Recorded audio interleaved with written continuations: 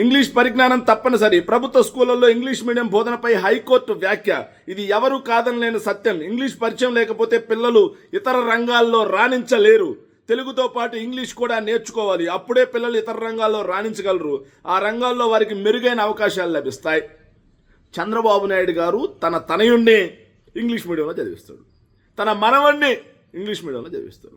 పవన్ కళ్యాణ్ గారు తన పిల్లల్ని ఇంగ్లీష్ మీడియంలో చదివిస్తారు. ఇప్పుడు పవన్ కళ్యాణ్ గారు చిన్న కొడుకు అనుకుంటా, నాకు తెలిసి సింగపూర్లో ఇంగ్లీష్ మీడియం చదివిస్తారు. ఇక వెంకయ్య నాయుడు గారు వాళ్ళ మనవాళ్ళందరూ ఇంగ్లీష్ మీడియమే. తెలుగు భాష అని మాట్లాడే ప్రతి ఒక్కరి పిల్లలు మనవాళ్ళు అందరూ ఇంగ్లీష్ మీడియంలోనే చదువుతారు. వాళ్ళకి ఇంగ్లీష్ మీడియం చదువులు, వాళ్ళకి సిబిఎస్ఈ చదువులు, వాళ్ళకి ఐపీ చదువులు, వాళ్ళకి టోఫెల్లు, వాళ్ళకి యూనివర్సిటీలు, వాళ్ళకి విదేశాలు, వాళ్ళకి ఉద్యోగాలు, వ్యాపారాలు. కానీ పేదవాడి పిల్లాడి మాత్రం ఇంగ్లీష్ మాట్లాడితే ఓర్చుకోలేరు. పేదవాడి పిల్లోడు తెలుగే మాట్లాడాలా, పేదవాడి పిల్లోడు తెలుగులోనే చదువుకోవాలా. పేదవాడి పిల్లోడు తెలుగులో చదువుకుంటే మాత్రమే తెలుగు భాష విజ్ఞానం, తెలుగు భాష పరిరక్షించబడుతుంది. కానీ వాళ్ళ పిల్లలు మాత్రం తెలుగు మాట్లాడరు.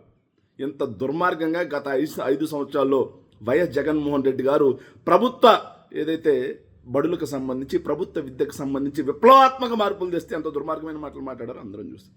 ఇంగ్లీష్ మీడియం తీసుకొస్తే వద్దంటారు, డిజిటల్ సిలబస్ తీసుకొస్తే వద్దంటారు, స్కూళ్ళు బాగు చేస్తే వద్దంటారు, బాత్రూములు కట్టిస్తే వద్దంటారు, పిల్లలకి టోఫెల్ సిలబస్ ఇస్తే వద్దంటారు, పిల్లలకి బైజూస్ కంటెంట్ ఇచ్చి చేతిలో ట్యాబులు పెడితే వద్దంటారు.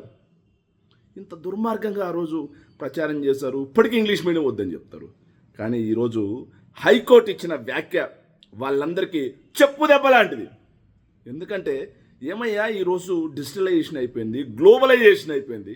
ఈ గ్లోబలైజ్డ్ కంట్రీలో, గ్లోబలైజ్డ్ ఈ ప్రపంచంలో ఇంగ్లీష్ భాష మీద పట్టు లేకపోతే వాళ్ళకి అవకాశాలు వస్తాయా? ఇంగ్లీష్ భాష ఎందుకు వద్దంటున్నారు?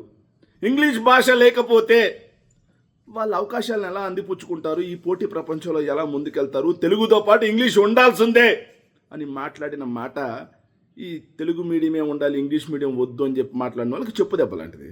బెండపూడిలో మేఘన అనే పాపకి ట్రోల్ చేసిన వెధవలందరికీ ఈ తీర్పు ఏదైతే ఉందో నిజంగా చెప్పు దెబ్బ లాంటి తీర్పు.